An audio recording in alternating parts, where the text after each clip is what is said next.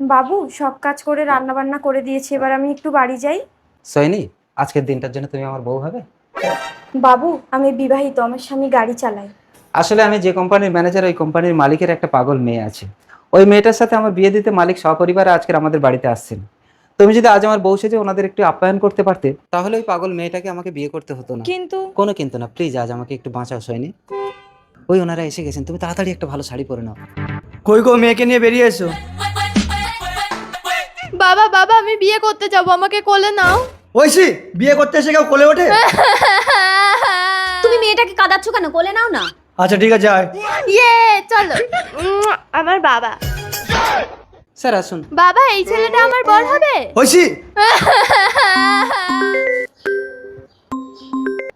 হ্যাঁ সৈনী, বলো। বলছি আজ একটু যেতে দেরি হবে, বাবুর বাড়ি কাজ আছে। আচ্ছা ঠিক আছে, আমি বাড়ি গিয়ে ভাত রান্না করে খেয়ে নেবো। ও বাবা আমি তোমাকে বিয়ে করব। মেয়েটা আমার একটু পাগল আছে। চা। এটা কি? স্যার এতদিন আমি আপনাকে বলিনি আমি বিবাহিত, ওটা আমার স্ত্রী। তুমি জানো তোমাকে আমার একমাত্র মেয়ের জামাই করে আমার কোম্পানির মালিক করবো ভেবেছিলাম। এই আমাকে একটু চুলকে দাও না গো। না না, আমার স্বামী আমাকে ছাড়া কাউকে চুলকে দেবে না। এই ভেতরে এসো, আমাকে চুলকে দেবে।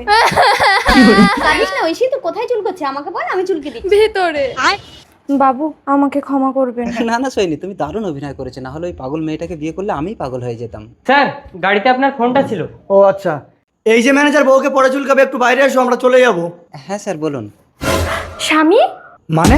সৈনী তুমি এই বাড়িতে কাজ করো? বিশ্বাস করো স্বামী, বাবু ওই পাগল মেয়েটাকে বিয়ে করবে না বলে আমাকে বউয়ের অভিনয় করতে বলেছিল। আরে দূর পাগলি, আমি তোমাকে বিশ্বাস করি।